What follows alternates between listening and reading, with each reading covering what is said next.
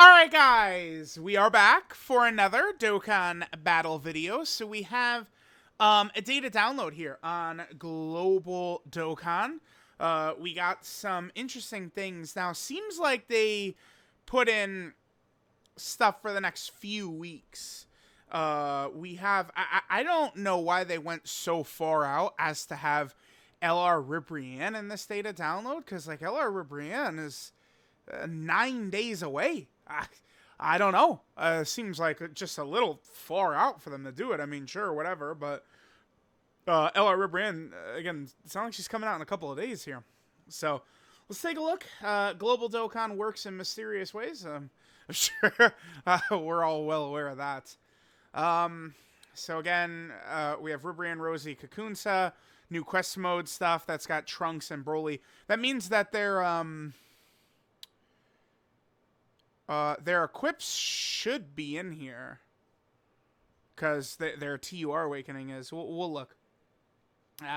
There's the quest mode stages. Yeah, it goes up to 8. Like that's where you get the equips from. The really big stat equips for Broly and Trunks, which I highly recommend. SBR stage, support memory boost stage. The EZA for Jiren. Again, Jiren is probably my pick for actually the single worst character of 2023. I mean, it's of less importance to me, I think, because he's not like a new summonable character. So obviously, you know, in Spirit Bomb Goku and LR Omega Shenron and stuff like that are more egregious, but Jiren, I think, functions as like the worst release. Like, he does nothing intended. He's just a loser. Jiren being as weak as he is, and I mean, LR RIBRIANNE, ROSIE, and KAKUNSA having some flaws is one reason that the Super Bosses team is just so shitty. So there's that. There's a world tournament. Not really too surprising. Again, I mean, you know, global players, you know, you're gonna toughen up for 2 seconds. Give some tough medicine here. JP had like 5 consecutive goddamn world tournaments. Man, I told y'all this was gonna happen. For whatever reason, they're just like, all right, we're just dropping world tournament after world tournament on JP, and it's like eventually on global, like we're supposed to be moving towards a sync. So it's not surprising that now global, you know, just could be getting a world tournament every month for the next couple of months. I would not be shocked as they make up the ground, right? Yeah, dude, Kami, we were mocking Kami. This was like last August on JP. This bastard came out. Kami, like they're still way behind. All right, there's that. All right, let's go and take a look. So we have the promo movie. Obviously, that drops in 9 days. It's not exactly soon. All right, so yeah, RIBRIANNE, ROSIE, KAKUNSA. I mean, my major issues. Okay, so going into the 9th anniversary, you know, we had the 2 toughest fights, which are kind of like AoE fights. Now Dokkan has kind of expanded. And there are a lot more fights that are not just like, oh, ha ha ha, you know, cheeky AoE, now you just instantly suck, right? This character was a tech character who struggled against AoE attacks, which puts them in, obviously, a very difficult spot. But they've kind of opened that up a little bit, which I certainly think would help this character. The biggest asset this unit has, no matter what, is going to be the active skill giant form. Right? You know, a lot of the same reasons Piccolo can be very good. We have the same thing here with RIBRIANNE, ROSIE, and KAKUNSA. Now, the problem here is the one you're really looking for is this with Power of Wishes. But if I'm not mistaken, Power of Wishes does not really have like a crazy tournament of power like cast of characters here. Like, we have Zerloin, Rabanra, and Zarbuto, but they're, yeah, not crazy. Not crazy. I guess there is Blue Kaioken. I mean, he's very good. Yeah, it's Blue Kaioken, huh? But, like, the UI Goku, stuff like that, I mean, it's still not a crazy amount of, you know, Power Wishes, turn out power characters, but at least you do have Blue Kaioken. But the point is their giant is going to be their biggest strength. I also don't like this right here. So they have this whole nonsense of creating all these tech key spheres. Now, they do need some of these same orbs, but this is a character, when you're creating type key spheres, you need to be able to put your ass in slot 1 to receive the type key spheres. This is a character that will turn, very, very good chance when you're changing all these types into tech, that in order to benefit from the tech orbs, you would have to be in slot 1. So this is a character that generates a bunch of orbs that they can't really make use out of, which is stupid. If you're going to do this type of thing, that character has to be able to go in slot 1. If it's a rainbow orb changing, in my experience, typically not only has the entire rotation eating, but oftentimes the next rotation too is eating pretty good. So I just am not a fan of the design.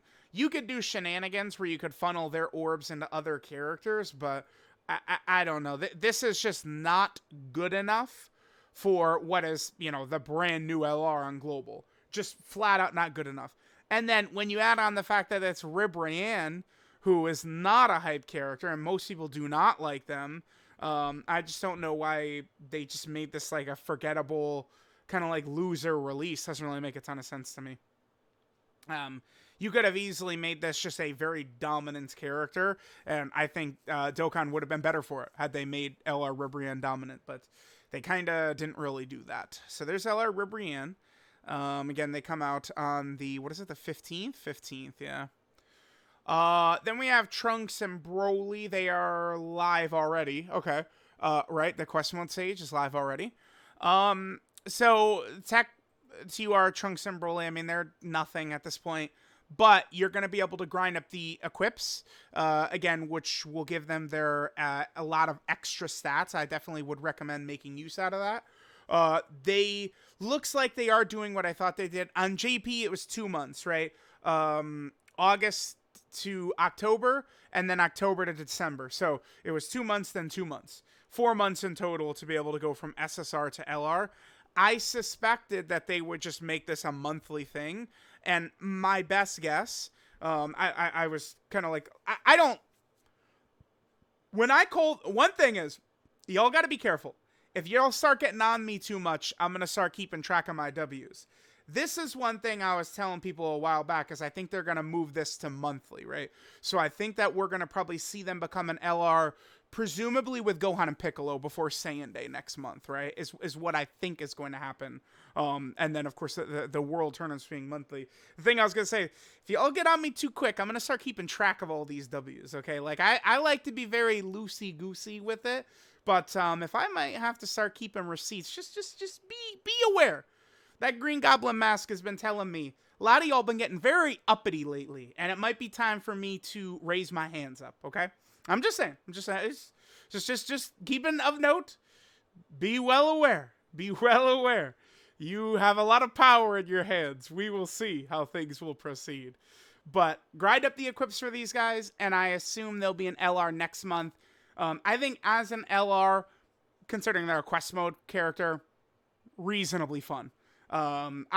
This is not my type of character, and I actually found myself enjoying using them quite a bit, right? As one of these characters that can, if they give you a bunch of supers, they could actually be quite impressive, again, for a quest mode LR, but they could potentially give you a lot of additional normals. Even though they're not my type, they were still pretty fun, so that's good. So there's that. We got these sub-EZAs. I mean, listen. Frost is nothing really too crazy. Look at this. Does this look like a 2023 passive to you? This guy's a 2023 character on JP. This is what he does EZA. That's crazy. I mean, he just has some stats. Nothing really too crazy. It's kind of like a filler option. I think Champa's kind of ass as well. Like, look at this. Just not really too good.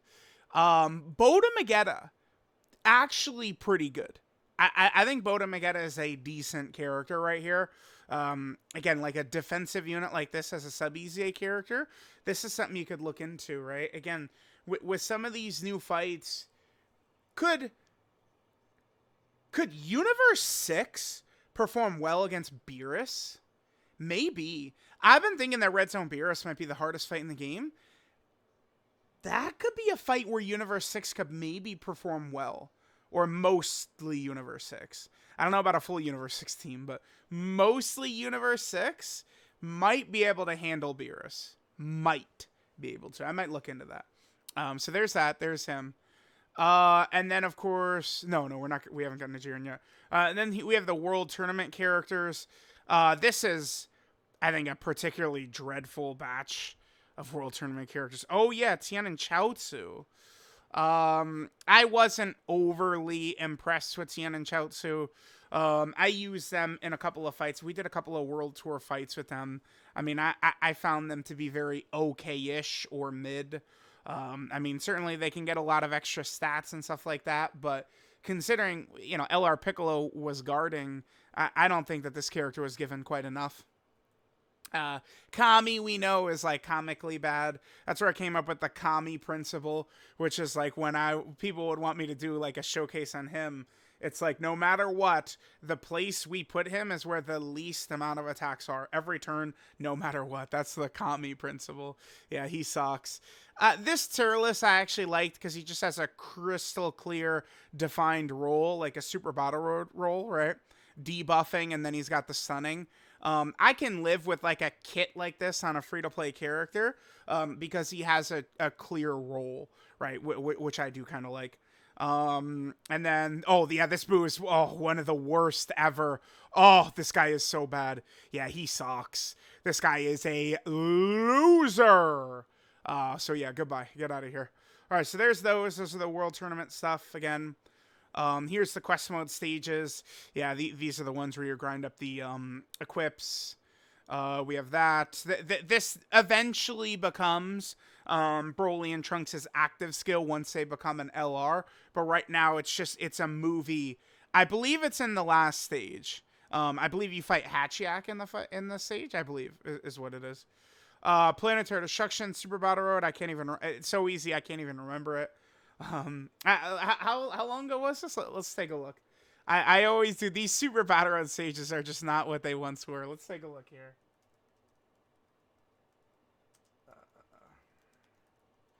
Alright, Planetary Destruction, huh? Here we go. No item run, Planetary Destruction, Super Battle Road. So, this is the very first run. Yeah, normal Super Battle Road stages. I mean, not really too shocking. So we just jumped in with just this kind of like lineup right here.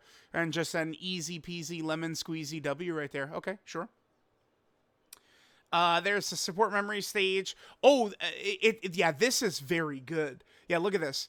Recover 35% HP, and then for 2 turns, Sibling Bond, a Repzion, or 7 category allies get 1 key, 18% attack and defense. And then a 17% chance to crit when your HP falls below 50%. That's pretty good. I actually think that's quite good. So pretty solid right there.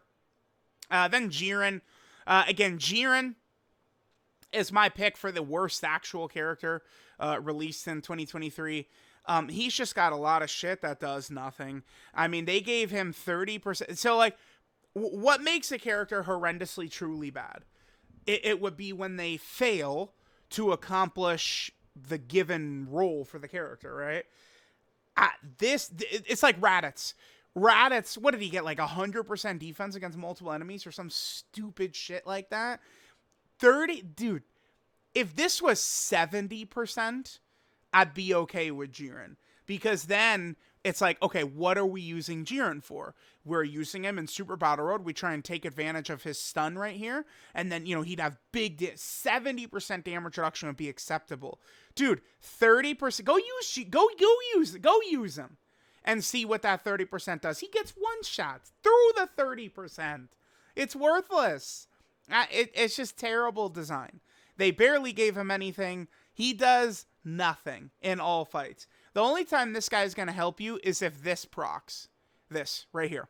So, this guy's a Super Battle Road Warrior, and you better pray that activates or else he's just this guy sucks. He's just true trash.